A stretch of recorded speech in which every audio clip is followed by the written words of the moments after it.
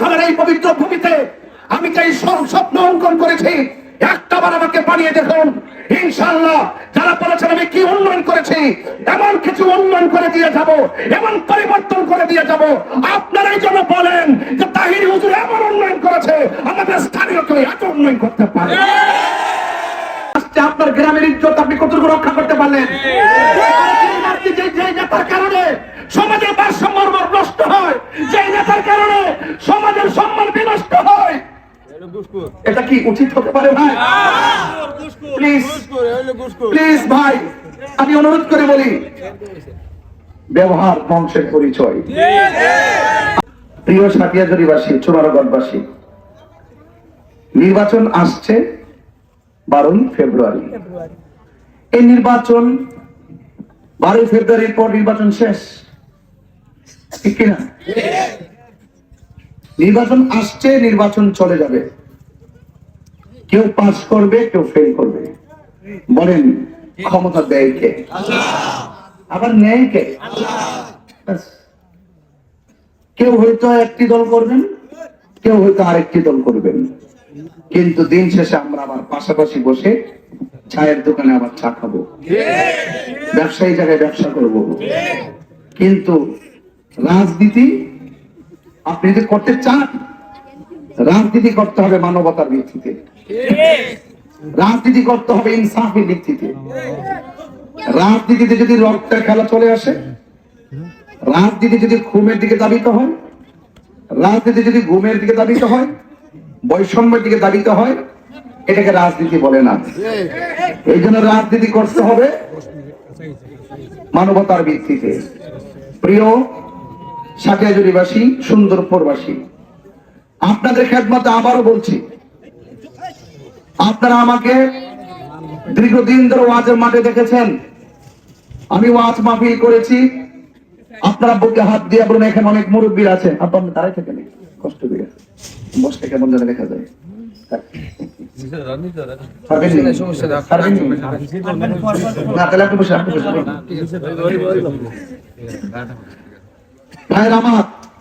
আপনারা বুকে হাত দিয়ে বলুন, আমি যত বছর ওয়াজ মাহফিল করেছি, আমি কি আপনাদের সঙ্গে প্রতারণা করেছি? ওয়াদা খেলাফ করেছি? আমি সবসময় আপনাদের সাথে মানবিক হয়ে থেকেছি। এখন আমি রাজনীতিতে কেন এসেছি? রাজনীতির মাঠে অস্থিরতা চলছে, রাজনীতির মাঠে অস্থিরতা চলছে। আমরা দেখেছি বিগত 5ই আগস্টের পর থেকে এই 2 বছরে এমন কিছু ঘটনার অবতারণা হয়েছে যা 70 থেকে 80 বছরের বৃদ্ধ মানুষও দেখে নাই। 1 নম্বর প্রায় 90টি মাজার ভেঙে দেওয়া হয়েছে। 2 নম্বর কবর থেকে লাশ তুলে আগুন দিয়ে পুড়িয়ে দেওয়া হয়েছে। 3 নম্বর একটা হিন্দুকে অযথা মিথ্যা অপবাদ দিয়ে গাছের মধ্যে ঝুলিয়ে আগুন দিয়ে পুড়িয়ে দেওয়া হয়েছে। কোন প্রতিবাদ দেখি নাই রাজনীতিবিদদের মুখে, শুধু মুচকি হাসি। কোথায় বাস করছি? যে দেশে ইসলাম এনেছেন আল্লাহর ওলিগণ, যে দেশে ইসলাম এনেছেন আল্লাহর ওলিগণ, যারা ইসলাম না আনলে আমরা ইসলাম পেতাম না। আজকে সে ওলি আল্লাহর মাজার বাবা শাহপরান, শাহজালালের বাগিনা, সেই শাহপরান ইয়ামানি রহমাতুল্লাহের মাজার ভাঙ্গার জন্য গিয়েছেন। কেন গিয়েছেন?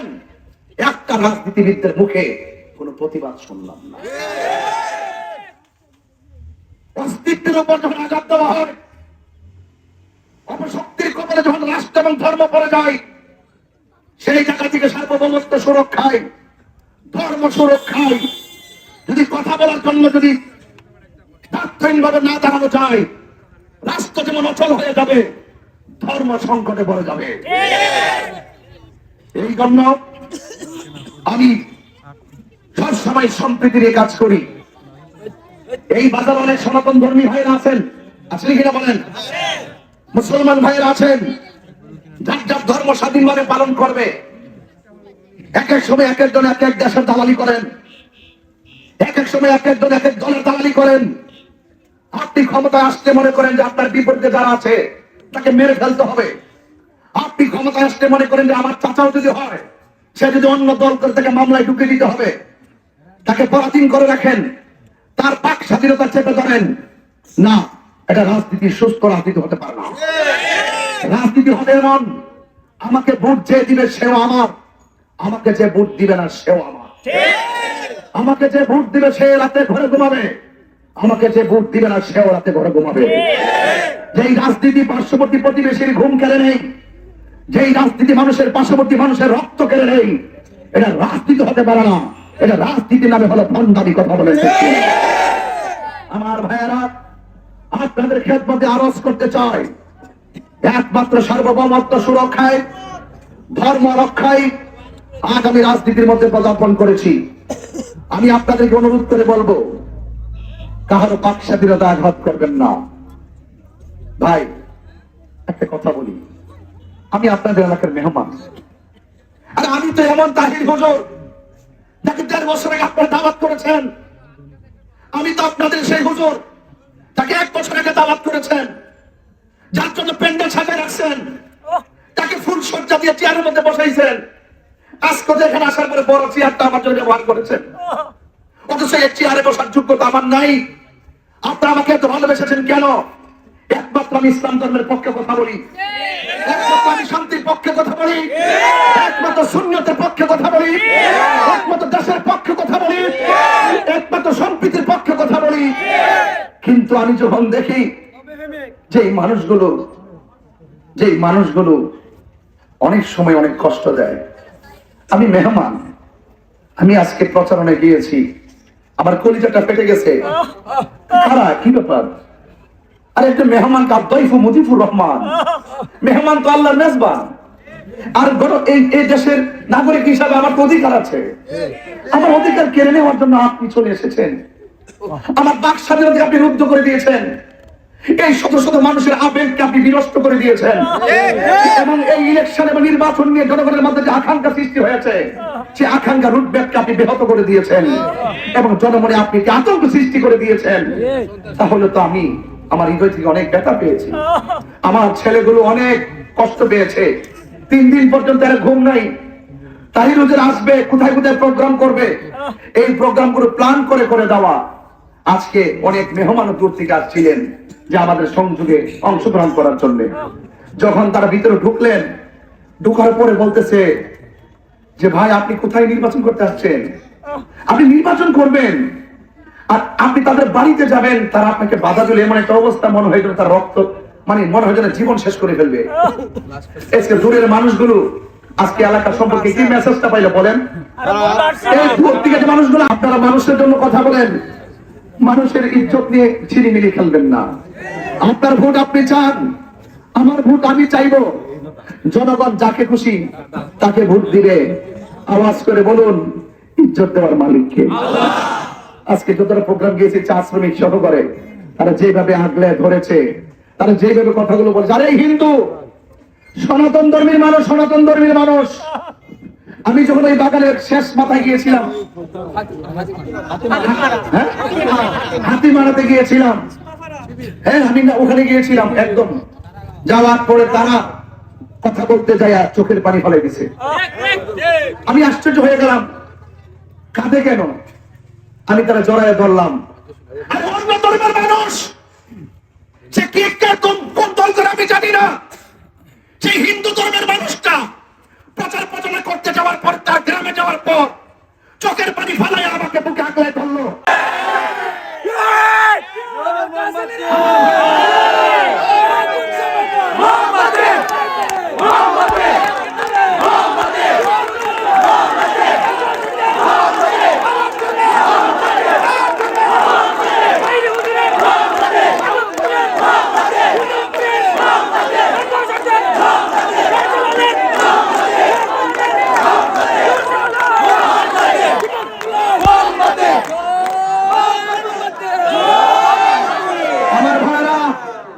আমার ভাইরা, আমার কোন হিংসা নিয়ে বলছি না, আমি যা বাস্তব তা বলছি। রাজনীতিতে যদি বাস্তবতার অভিজ্ঞতা না থাকে, এই রাজনীতি বিপদ ডেকে আনে। এই জন্য আমি এখনো অভিযোগ করি না, আমি শুধুমাত্র আফসোস করতেছি। আমি আফসোস করতেছি কোন দেশে বাস করি, কোন দেশে আমি বাস করি।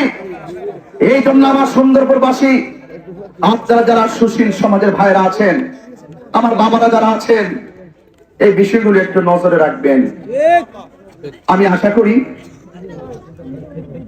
এখানে দাঁড়িয়েছি, আগামী বছর আমি থাকবো কিনা আমি জানি না। প্রত্যেকটা মানুষ আমার ওয়াজ শুনে কাঁদে, বাড়িতে মা বোনরা কাঁদে, মায়ের কথা বললে কাঁদে,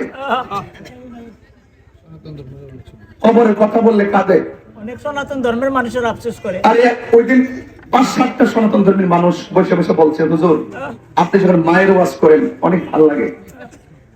তো যেই মানুষটার কথা শুনে আপনারা অস্ত্রসিক্ত নয় কাঁদেন, সেই মানুষটা নিঃসন্দেহে আপনাদেরকে ধোঁকা দিবে না, আপনাদের সঙ্গে প্রতারণা করবে না। আল্লাহ যদি আমাকে সহায় করে, আপনাদের আমানত ভোট দিয়ে যদি আমাকে বিজয়ী করতে পারেন, আমি কথা দিয়ে যাচ্ছি, রাষ্ট্রের বাজেটে যেই টাকা আপনাদের জন্য বরাদ্দ করা হবে, 1 টাকা আমার পকেটে ঢুকবে না। সবগুলো সুষম বন্টনীতির আলোকে আপনাদের আজকে যারা পুলিয়া উড়িয়েছেন, আজকে যারা প্রশ্ন তুলেছেন, আমার বাড়ি ব্রাহ্মণবাড়িয়া, এখানে কেন আসলাম, অনেক ভালো ভালো চেয়ারম্যানদের বক্তব্য শুনলে আমি অবাক হয়ে গেলাম।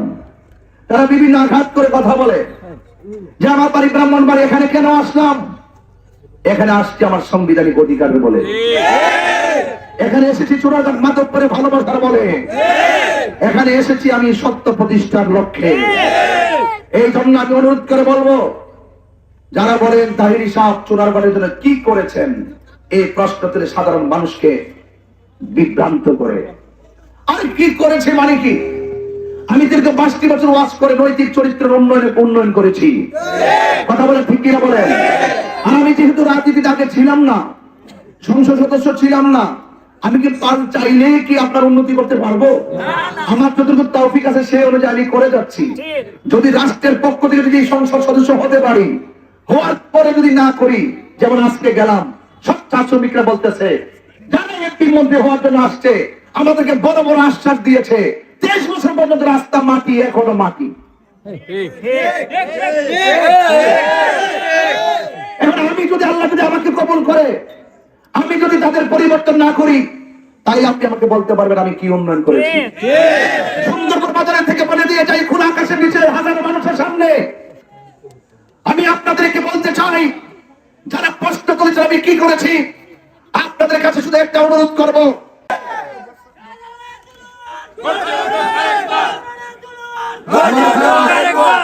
আমার বাবারা শেষ কালাম আরো অনেক জায়গায় যেতে হবে, মা বোনদেরকে আমার সালাম দিবেন, সনাতন ধর্মের প্রতি আদব রইল, আপনাদের প্রতি সালাম রইল।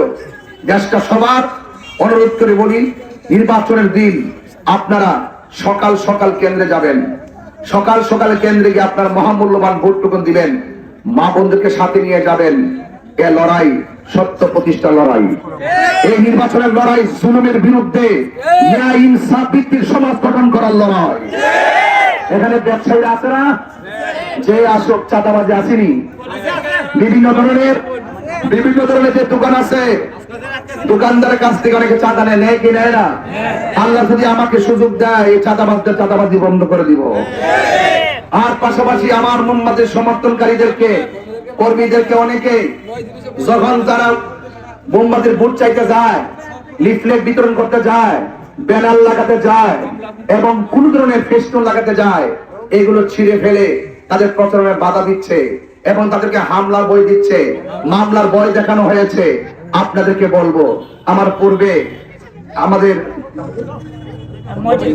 মজিদ খন্দকার, আসলে আমার আগেও কথা হয়েছে, মজিদ খন্দকার খুব সুন্দর সাবলীল ভাষায় বলে বক্তব্য দিয়েছেন।